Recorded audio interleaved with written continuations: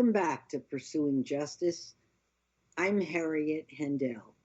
Each month, I like to pick a theme for our podcast, and this month we will be talking about a subject that is called reentry.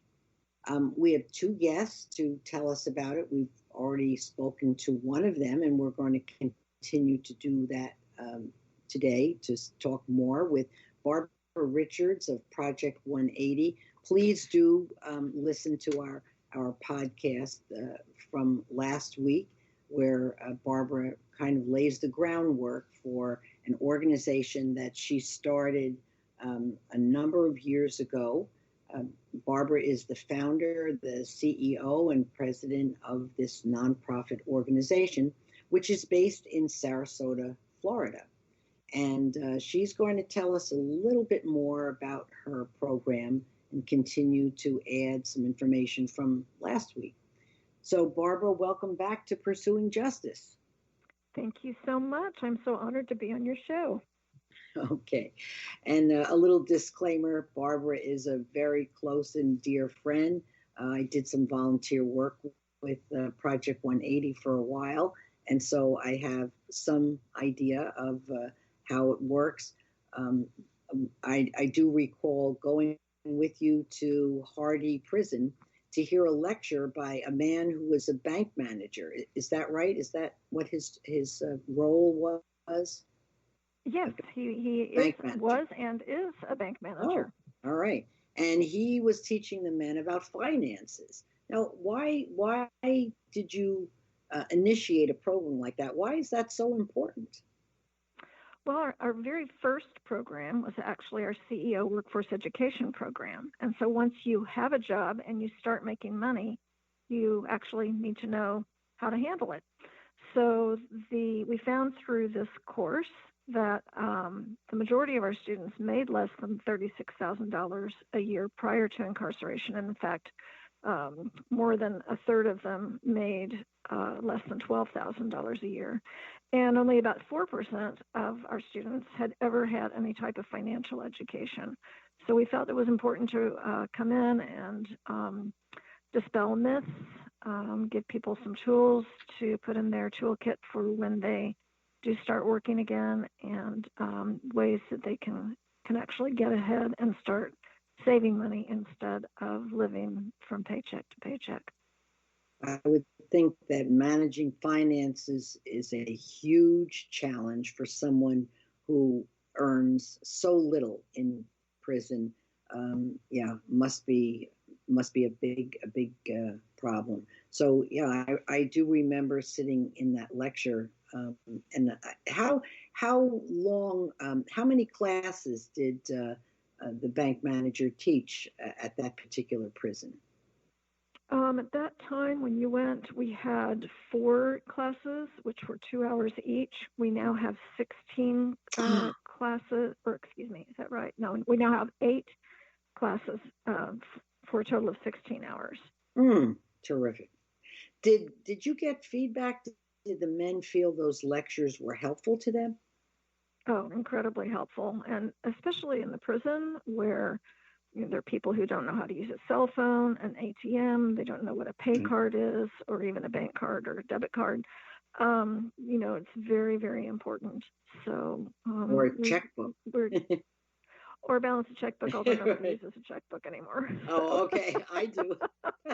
I do too, but the majority of people do not. And we now are revamping our program a little bit this year, where we are including the Capital Good Fund, which will help individuals build their credit. And we have 3 tax attorneys who have come into our residential program and done an evening of just information on how to file, when to file, what to file, and have stayed on call for our residents. Not many people, including myself, can say they have 3 tax attorneys at their beck and call, but our guys do. And they're going to be doing some work with us through our financial literacy course, teaching about taxes. Right. Now, last time we talked about the residential program, but just in case people possibly didn't tune in, if you can just give us a quick overview of your residential program. Sure. Very quickly, it's an extremely comprehensive program where for men, we have 2 homes with 6 beds each, and the men must agree to stay for a minimum of 6 months and a day. They can stay up to 2 years. They graduate when they have paid all of their program fees, have a reliable mode of transportation, a safe place to live. We help them get furniture, housewares, that kind of thing when they're ready to move out. They have to have a full-time job and to have some savings in the bank so that they're going to be, safe out there. And we're in touch with all of our graduates, and these are men who are doing very, very well.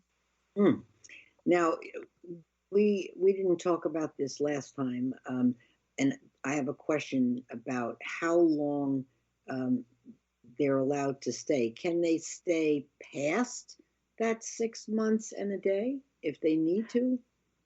Sure, they can stay up to 2 years, and if someone is in, let's say someone is in a training program, which we're trying to get set up, or training program, which we're trying to get set up for the residents to have a scholarship so that their program fees are paid and they can go to school full time and become an electrician or a plumber or a welder or, some kind of vocational training, then they can stay as long as they need to in order to complete that. The program is how old now, Project 180, the residential program? How old? Project 180 incorporated in 2008, and in May 2018, we opened our first residential home. Long stretch in between. 18. All right. So how many graduates who have stayed in your home, the homes, there's 2 now, correct? 2 residential? 2 homes, yes. 2 homes. So how many of men have left and, gone on to live on their own? Oh, well, I couldn't tell you right off the top of my head, but quite a few. And quite a few. Some people, yes, leave, and they might leave in order to use, or they might leave because they have used drugs or alcohol in the program and we have asked them to leave. But all but a very few have, recuperated and gotten clean again, and we're all still in touch. When we recently had a grant to improve the energy use and the water use at our home, our first home, which we bought through a grant from the Barancic Foundation, and so we relied on a lot of the guys who had been in the program to do the work, which was wonderful. Yeah, that is wonderful. All right. So anything else that you would like to add about the residential program? Anything that maybe you haven't touched upon? No, I think that we've pretty much covered it. It's unique. It's special in that it's so comprehensive and in-depth. And as I mentioned last time, it's just a wonderful family. Now, do you know if there are other programs very much like Project 180 that exists in the United States? Nothing that I know of that is as comprehensive as ours. No. So anything similar to yours, maybe not as comprehensive, where people coming out of prison are invited, so to speak, to live, at a home? Oh, there are lots and lots of places we try to distinguish our residential program from transitional homes, halfway houses, shelters, and that sort of thing.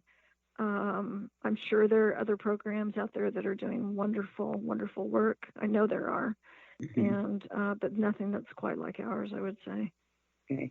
Now, do you have volunteers that come in and help run this program, or is it something that basically the responsibility for the way things go are on the men's shoulders? Primarily, it is on the shoulders of the residents to do the right thing, to do their chores, to live in harmony.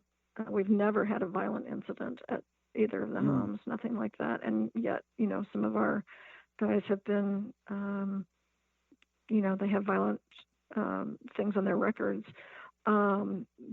But right now, actually, as a matter of fact, it's time for our residential program house meeting that we hold once a week. And one of our board members, a former major at the Sarasota County Jail, went out and picked up one of our residents on the other side of town and brought him home so he could be there in time for the meeting. So we have some people who are just, I can tell you fabulous stories about each of our board members and many people like you, Harriet, who have volunteered through the years. So we do have a lot of volunteers who are involved. Oh, that's great.